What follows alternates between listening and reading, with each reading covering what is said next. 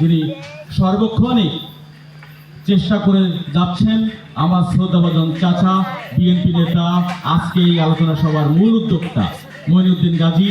ও আর উপস্থিত রয়েছেন আমার শ্রদ্ধাভাজন চাচা মোহাম্মদ হাই গাজী, আমার শ্রদ্ধাভাজন চাচা লুৎফার গাজী, এবং আমার পাশে উপস্থিত রয়েছেন আমার চাচা দিয়ে, ওমর চাচা দিয়ে, এবং বিএনপির অন্যান্য নেতৃবৃন্দ ইবাদুল ভাই সহ আজকে এই অনুষ্ঠানের 3 নং ওয়ার্ডের সাবেক সভাপতি শ্রদ্ধাভাজন চাচা, আমার শিক্ষক মোহাম্মদ মজিদ মোল্লা, এবং উপস্থিত আমার সামনে আমার প্রাণপ্রিয় এলাকাবাসী, যে গ্রামে আমি বেড়ে উঠেছি, যে গ্রামে আমার শৈশব ও কৈশোর কেটেছে, সেই আমার প্রাণপ্রিয় এলাকাবাসী সবাইকে জানাই আমার পক্ষ থেকে সালাম, আসসালামু আলাইকুম।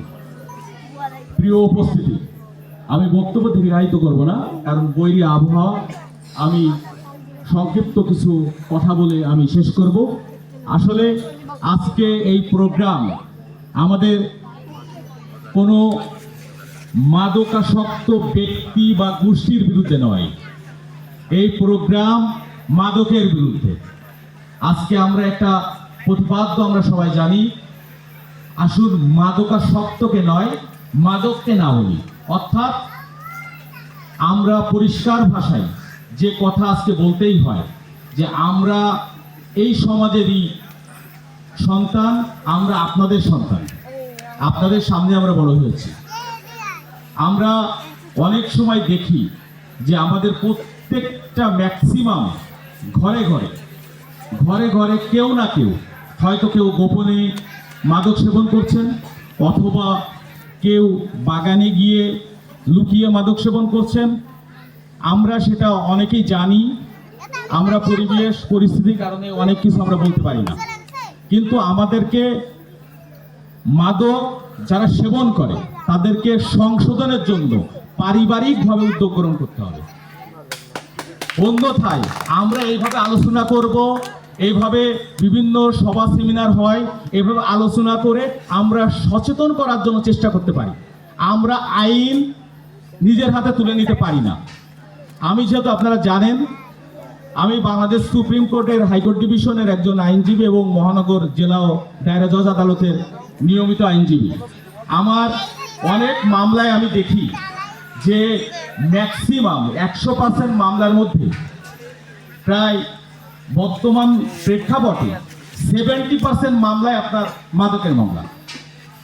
এইখানে মূল কারণ হচ্ছে সামাজিক কারণ আছে। এখানে আমাদের সম্মানিত এসআই সাহেব যে কথাটি বলে চলে গেলেন যে পারিবারিক সমস্যা আছে, সামাজিক সমস্যা আছে, এটাকে আমরা সংঘবদ্ধভাবে প্রথমে আমাদের পারিবারিকভাবে এটাকে সবচেয়ে বেশি জোর দিতে হবে।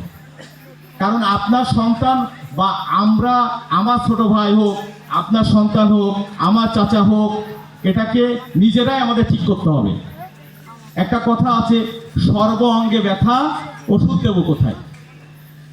আজকে আমাদের নিজেদের মধ্যে এটা ঠিক না করলে কখনোই এটা ঠিক হবে না।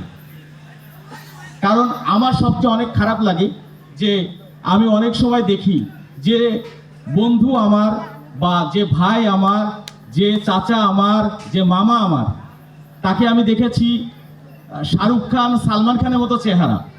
যখন আমি দেখি যে তার চেহারায় মাদক স্পষ্ট, তখন আমার খারাপ লাগে। কারণ আমি তাকে দেখতে চেয়েছিলাম, আমার সহপাঠী, একসাথে অনেক চলেছি। আমি শুধু আমার অঞ্চলে কথা বলছি না, আমি যশোরের যেহেতু আমার নানা বাড়ি, আমি ওইখানেও দেখি যাকে আমি চিনি, কিন্তু 5 বছর পরে আমি তাকে আর চিনি না। তখন দেখা যায় যে সে মাদকাসক্ত। এবং আপনারা জানেন যে এই মাদকটা মিয়ানমার সীমান্ত থেকে, কক্সবাজারের এই সীমান্ত থেকে 75 পরবর্তীতে 80 দশকের লাস্টের দিকে এই মাদক বাংলাদেশে প্রবেশ করে। এখানে বড় বড়, যেমন এই রুট থেকে আপনার হিরোইনের বড় বড় চালান আসে, এটা আপনারা বিভিন্ন পত্র পত্রিকায় দেখেন। যেহেতু আমি আইনজীবী, আপনারা জানেন যে মাদকদ্রব্য নিয়ন্ত্রণ আইন বাংলাদেশে যখন মনে করলো যে সকল জায়গা মাদকাসক্ত ব্যক্তির আনাগোনা বেশি এবং মাদক প্রচুর পরিমাণে ঢুকছে, তখন মাদকদ্রব্য নিয়ন্ত্রণ আইন 1990 সালে একটা আইন পাশ করা হয়। পরবর্তীতে এই আইনটি দীর্ঘদিন কন্টিনিউ করার পর সেই আইনের সাজা খুব লিমিটেড ছিল, সর্বোচ্চ আপনার 14 বছর ছিল।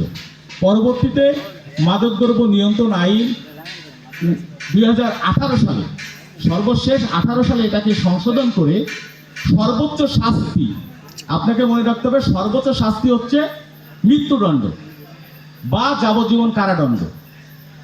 এটিকে সর্বোচ্চ শাস্তি হিসেবে এই 2018 সালের আইনে এটা সংযোজন করা হয়েছে। অর্থাৎ যদি কোনো ব্যক্তি, যেমন আপনার বিভিন্ন ক্যাটাগরির মাদক আছে আপনারা জানেন, গাঁজা আছে, ফেন্সিডিল আছে, আফিম আছে, হেরোইন আছে এবং আইস আছে, যেটা সর্বশেষ মাদক, যেটাকে আপনারা অত্যন্ত বহু ফ্যামিলি যারা আছেন, যারা অতি ধনী ব্যক্তিত্ব আছে, গুলশান বনানীর সন্তানেরা যারা সেবন করে, এটা এই আইনটাও আপনার এটা নতুন সংশোধন করা হয়েছে। এটা কিন্তু সর্বোচ্চ শাস্তি মৃত্যুদণ্ড এবং 6 গ্রামের বেশি যদি হিরোইন পাওয়া যায় কারো কাছে, এটা সর্বোচ্চ শাস্তি কিন্তু মৃত্যুদণ্ড। আপনাকে অবশ্যই শুধু সামাজিক কারণ না, ধর্মীয় কারণ আছে, আপনারা জানেন মাদক সেবন করা ইসলামের দৃষ্টিতে এটা হারাম এবং আইনের দৃষ্টিতে আপনাকে যেহেতু দুইটা জিনিস মাথায় রাখতে হবে, যে ইসলামের দৃষ্টিতে সেটাকে হারাম এবং বাংলাদেশে প্রচলিত আইন অনুযায়ী এটাকে সর্বোচ্চ হচ্ছে মৃত্যুদণ্ড। আর মাদক সেবন করলে আমরা সবাই জানি, যারা হচ্ছে মাদক সেবন করে তারা সেবন করার পর কখনোই নিজের জায়গায় থাকেন না। কার সাথে কথা বলছেন, কিভাবে কথা বলছেন, কোন আত্মীয় স্বজনের সাথে কথা বলছেন, বাবা কথা বলছেন না ভাই কথা বলছেন, কোনো মাথায় কোনো সেন্স থাকে না। এটা আর একটা আর বিশাল সমস্যা। মাদকাসক্ত থাকলে দেখবেন আপনারা অনেক সময় পত্রপত্রিকায় দেখেছেন যে মাদক সেবন করে বাবাকে খুন, মায়াকে খুন, স্ত্রীকে খুন, কারণ সে মাদকাসক্ত থাকলে সে নিজের জগতে থাকে না, সেন্স হারিয়ে ফেলে। তার জন্য আমাদের সবাইকে সংঘবদ্ধভাবে, একত্রিতভাবে আমরা এটাকে প্রতিরোধ বলবো না, আমরা সংশোধন করার জন্য সামাজিকভাবে, পারিবারিকভাবে আমরা সবাইকে এগিয়ে আসতে হবে। আর আইন শৃঙ্খলা বাহিনী যারা আছেন তারা তাদের কাজ করবেন।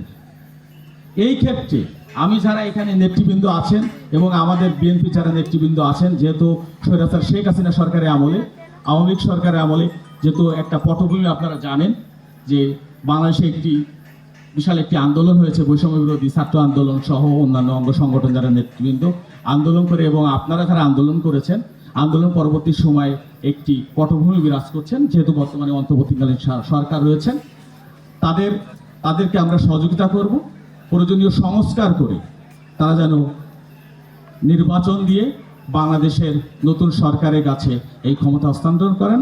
আর সর্বশেষ আপনারা জানেন যে আমি আপনাদের কাছে সবার কাছে একটা বিষয় বলতে হয় যে কোনো ব্যক্তিগত আক্রমণ কাউকে করবেন না এবং ব্যক্তিগত প্রতিশোধ নেওয়ার জন্য তার উপরে কোনো অত্যাচার করবেন না, এই আহ্বান রেখে সর্বশেষ আপনারা জানেন যে আমাদের প্রিয় নেত্রী, বাংলাদেশের আপসহীন দেশনেত্রী, যিনি 1990 সালে স্বৈরাচারী এরশাদ বিরোধী আন্দোলনে যার পটভূমি এবং বাংলাদেশের মানুষকে নিয়ে যিনি আন্দোলন সংগ্রাম করেছেন, যিনি 1971 সালে পাকিস্তানি হানাদার বাহিনীর কাছে যিনি আপোষ করেন নাই, 1990 সালের স্বৈরাচার বিরোধী আন্দোলনে স্বৈরাচার এরশাদের সাথে আপোষ করেন নাই, তিনি সর্বশেষ স্বৈরাচারী শেখ হাসিনার কাছে যিনি আপোষ করেন নাই, তিনি আমাদের প্রিয় নেত্রী দেশমাতা বেগম খালেদা জিয়া আপনাদের ছেড়ে যান নাই। এই বাংলাদেশের 56,000 বর্গ কিলোমিটার ছেড়ে যান নাই। তিনি তার সন্তানকে হারিয়েছেন।